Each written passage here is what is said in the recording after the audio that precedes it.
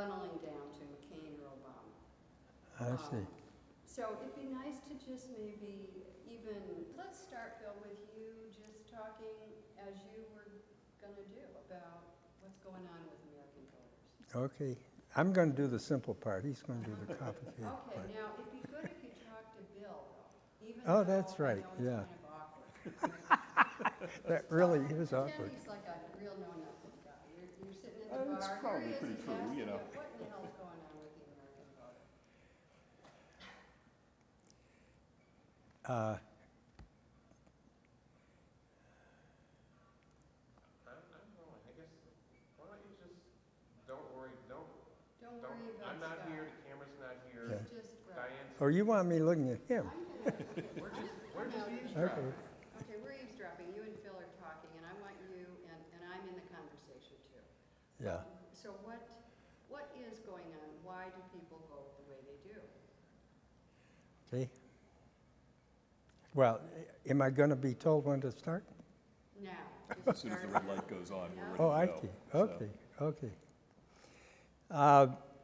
Bill, as you and I know, figuring out the voters is a rather complicated task, and an awful lot of work has been done on it, and there are certain things that are basic to that whole question of why voters vote as they do.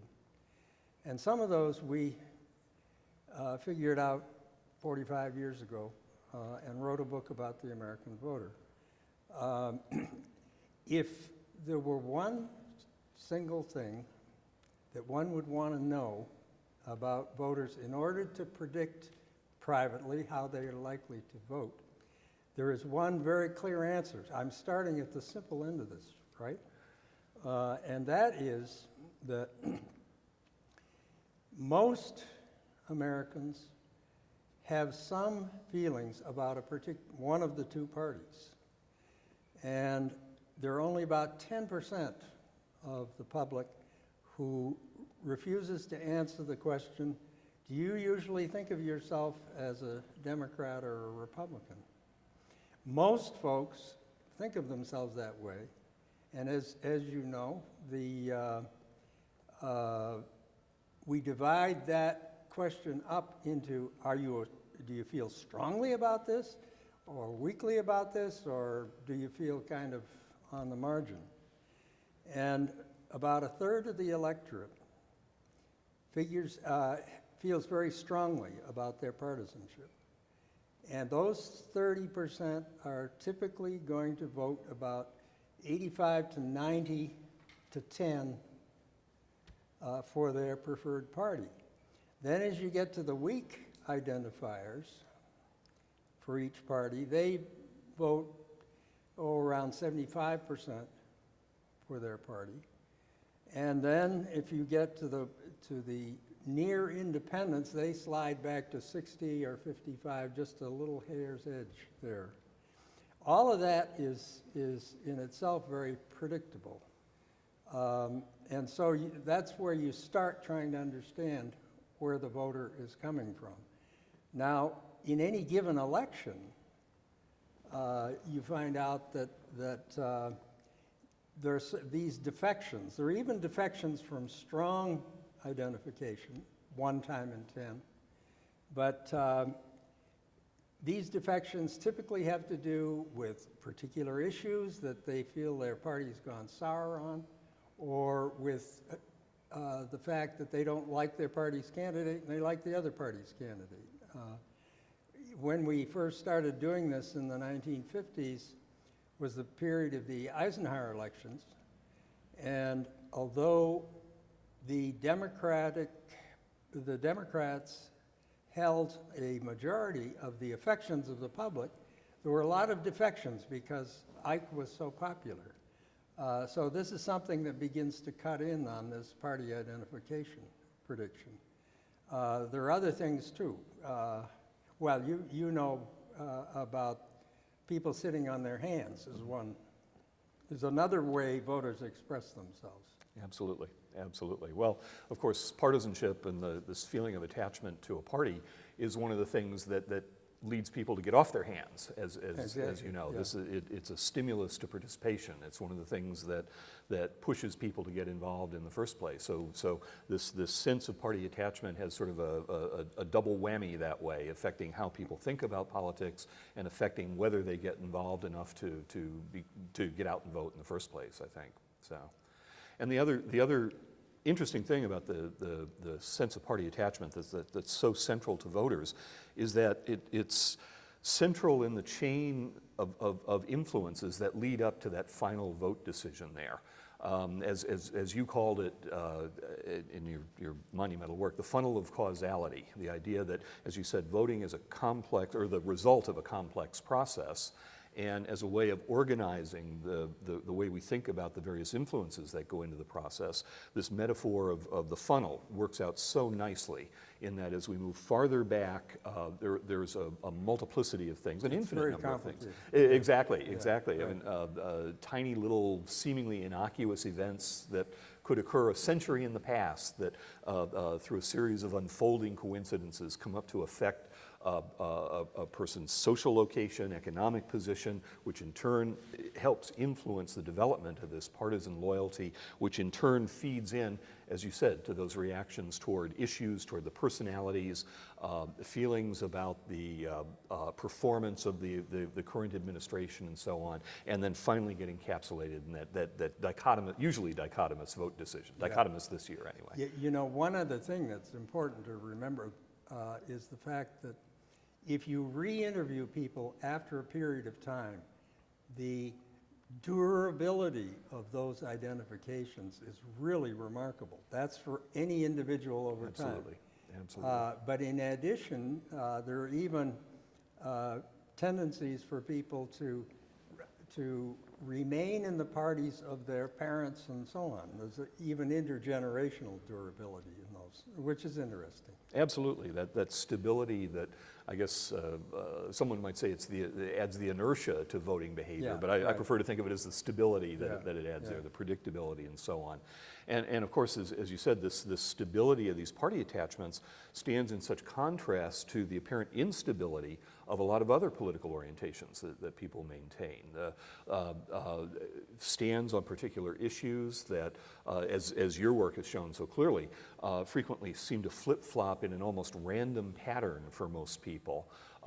These enormous changes in reactions to, to the economy, to individual candidates and so on. And compared to this great movement in these other orientations, partisanship just stands, I guess saying, well, it's like a rock is perhaps a bit of an exaggeration, but it certainly doesn't move very much there in those cases. So it's a great starting point, but unfortunately, most American elections are decided by 2 or 4%, and there's a floating vote in there. That's right. And that's when it gets complicated.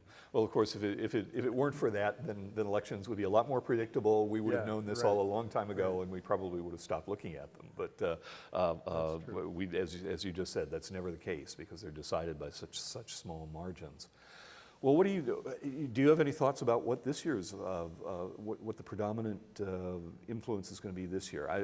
I guess my thinking right now is that the issues and the personalities of the candidates are pretty much balancing each other out. Barack Obama has certain issues on which he's strong. John McCain has certain issues on which he's strong. The personalities have positive and negative points.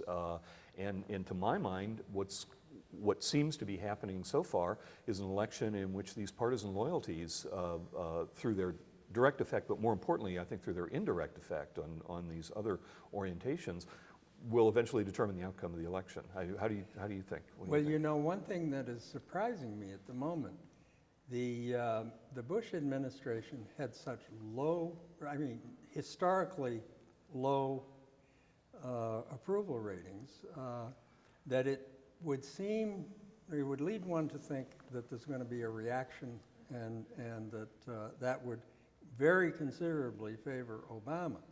But now I see that the polls are very, very close, and I'm really sort of surprised at that.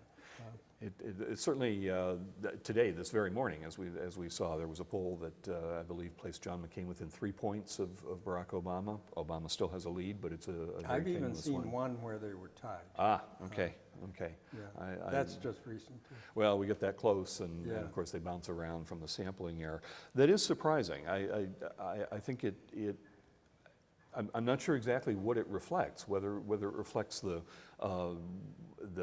morselization of different reactions to different elements of the political world, or exactly what. I'm not sure about that. Well, one thing that you brought up momentarily has to do with the sort of low attentiveness of much of the public. I mean, the strong identifiers are reading every day and so on and so on, but there is a remarkably large fraction of the population which really pays very little attention to politics, and so that little nudges that candidates give in their speeches may grab somebody's attention. Often they're things that really are sort of only half-truths to start with. Right. And those turn out to be rather effective with people who don't have a head full of politics. Absolutely. The way I think about it, and I think it's fully consistent with what you just said, and I think the long line of research that's begun with your work, is that much of what's going on right now is not a terribly trustworthy indication of what people are ultimately going to do on the first Tuesday in November. As you say, the candidates can do a lot through what they say, what the media focus on, the symbols they evoke, whether it's Obama's trip to Europe or McCain traveling with Joe Lieberman or what have you, and these things push people back and forth when pollsters ask them questions. But it's more a function, as you say, of them not really thinking about this very much, and you wouldn't call them empty slates, but nevertheless, it doesn't take much for a lot of people to push them around. Small pieces of information that happen to grab that person. Exactly. And presumably this bouncing around simmers down as we approach the election day, and my guess, I don't know how you feel about it this year, but my guess is a lot of these people who aren't paying much attention, if they turn out to vote, because a lot of these people are precisely those who will decide that turning out to vote is more work than its value for them. But once they turn out to vote, a lot of them will return home to their partisan orientation, I would think. So. Well, that often seems to be the case. Yeah.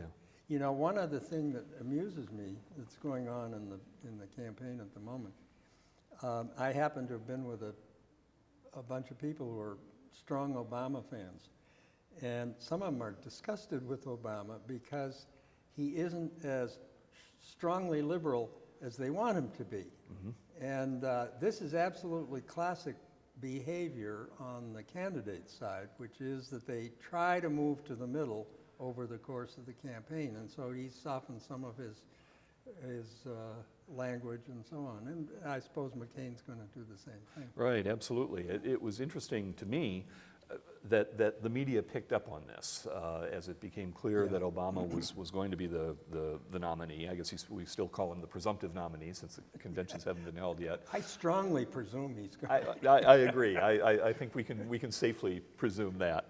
But as we know, political science theory suggests that candidates should move to the center like that. Yeah. So political scientists don't find this at all surprising. Right. But it's interesting that the media have now discovered this, and of course it's used as a criticism of him. The other side to that, of course, which certainly your work has influenced, and I've looked at it quite a bit myself, is that these very terms, liberal and conservative, and these ways that people interested in politics organize the political world don't necessarily mean a lot to a lot of voters. That these are terms that don't have the depth and scope of meaning that they do necessarily to an individual who's immersed him or herself in politics. So. Yeah, it's kind of amazing when you ask people what liberal means and what conservative means. the strong identifiers and the people who are on top of the game give you wonderful answers, but that's a small fraction of the Right. population. Right. And most of them, either give wrong answers or they don't know and so on. Absolutely. Well, I think if I remember correctly, your research from the late 1950s found about 10 to 11% of the electorate seemed to have a reasonable idea of what ideological terms meant and how they would be applied to American politics. And that 10 and 11% was by a pretty I don't want to say generous, yes, Generous that's a good word. Yeah, right. And when we tried to do the same sort of thing in 2000, one would expect with the increases in levels of education, with the expansion of the mass media, and presumably the greater sophistication of American society, really not much difference. We found, again, by very generous standards, maybe 20% of the electorate seemed to have a fairly coherent understanding. And the remaining 80%, much like you found, rely on much more limited scope, fragmented, not necessarily wrong or wrong-headed or anything like that, but ways of thinking about politics that don't encompass all of the detail and the richness that a political sophisticate would think about in those things. Yeah, when you try to explore those views, one thing that does stand out is that grabs people who are not paying close attention to the reshove of politics, are the group membership Yes. angle Yes. is really important. I mean, where groups are racial, but Yep. there are plenty of other kinds of groups, unions and so on. And those seem to help people who pay very little attention to politics, to give them a place to start as to where they're going to put their vote. Absolutely. That, as you say, that makes a nice, visible, relatively easy to grasp organizational principle that people can use to put the ducks in line in terms of the political world. And it generally works pretty well for them, too. It is a fairly effective way of thinking about things. Of course, But it's pretty coarse. that's right. That's right. And if a group, as you pointed out long ago, if a group doesn't take a position on a particular issue or in a political controversy, the group goes out the window as an effective standard for guiding what people do in those cases. But even one of the things that I found particularly striking that hasn't changed much from the 1950s till the 21st century here, is that when we take those ideologues, the people who do think in liberal conservative terms, plus the people who think in group terms, using your term ideology by proxy, they comprise about roughly 50% of the electorate. And I think that was true back in the 1950s, and it's still true today. You found the same thing, did you? We found the same thing. We found the same thing. There's the borders between those two subgroups are somewhat malleable, or at least I believe they are. Yeah, right. But we still are left with this half of the electorate that uses very vague terms, evaluates the world or the political world in terms of whether times are going well or times are not going so well, or in completely non-policy related terms. And that in the 1950s was half of the electorate, and it appears that it's still half the electorate today. That's really amazing. I'm amazed at the degree of constancy of these things. Absolutely, absolutely. When we found that, I was sort of gratified. And it shows I think the enduring quality of the finding that you originally reported. And again, the stability in the factors that are at work in the electorate. And Well, you may have been gratified. I sat there hoping things had changed. well, we do have 20% ideologues rather than 10% now. So the degree of stability in what we found, the results that we produced for the 2004 and 2000 elections, using the models and the approach and the theoretical perspective that you pioneered back in the late 1950s and 1960, the similarity and the stability in the findings is remarkable. Much like you found, the personalities and the personal characteristics of the candidates have been of paramount importance in the last 2 elections. And much to the Democrats' dismay, it was negative reactions toward their candidates that was probably one of the prime features that resulted in Republican victories in both of those years. The impact, the direct impact of issues on voting choices, as you showed back in the American voter, sizable majorities of the public didn't fulfill a set of, again, fairly generous preconditions for voting on the basis of particular issues. And nowadays we found that there's a higher percentage who do fulfill those preconditions, but on most issues, most people don't. On most issues, a majority of the public don't pass these preconditions. The issue where they do seem to is foreign affairs, and we speculate, well, more than speculate, we believe we found that the reason for the clarity of foreign affairs is, of course, the wars in Iraq and in Afghanistan that provide a visible focus for attitudes and opinions. So. The continuity in those findings, I just think is amazing. So. One other thing that it seems to me important to keep in mind is the single issue publics. Yes, yes. There are some large publics out there who are organized around particular single issues, and they don't much care whatever else is going on, but they want to make sure they vote for a candidate. I mean, the abortion issue being one of those, Sure. but there are a whole set of these where you're dealing with a single issue. I'm trying. Oh, gun control is another control. one, which And- is And maybe less explosive, but agricultural voters, environmental voters, sure. As you say, there's a wide variety of potential foci for these groups to coalesce. Yeah, you know, when you were talking about reactions to the candidates, back in this must have been, well, I've forgotten what election it was, but we found one person, we asked, as you well know, what do you like about these candidates? What do you dislike about them? And we took down what people said. Mm-hmm. So there are very detailed records of how they're responding to the candidates. And one answer that became our symbol of sort of the shallowness of responses was someone who said, I think it was about Nixon, that the reason why he didn't like Nixon was he didn't like the look in his left eye. That's specific a standard there, so well. Now, nobody's going to make predictions that take No. into account such. There was, We've got to cut there. How are we going to do better than the look in his left eye? I like that one. So, of course, there was a story in the Times this morning. They focused on Pennsylvania for some reason, and they I quoted read one that. guy who said, "I didn't like that Obama didn't shake hands with the troops."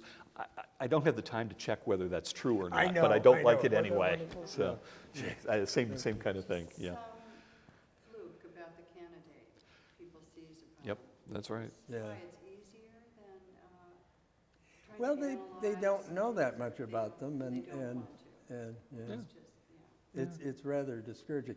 Did that go off okay, do you think? It went fine. Do you think we got? Okay. Okay. You're like, Bill, this is going to be rapidly thrown away, so we don't have to worry say about whatever anything we you say. want, Yeah, uh, yeah. keeping in mind that it doesn't. I was just, hoping he was filming. Are we set? Are we going now with this? So, Yeah, okay. If that's plenty, let's swap now. okay. Now it's Phil's turn to nod and look really Oh. interested. So I can sit here and say anything, and I'm not sure what to say. It's when somebody says say Well, I'm something, not it's sure. hard to. Yeah, exactly. That's well put, precisely. Did I screw that up? I was trying to do something No, different. just do a little, I it's just want you to don't even speak, don't even say yeah. nodding. Just, Just look at him and kind of nod like you said something really, really. in other words, very, very unusual that I say anything really, really praiseworthy. So that's Very something that never happens in the real world. So, That's it. but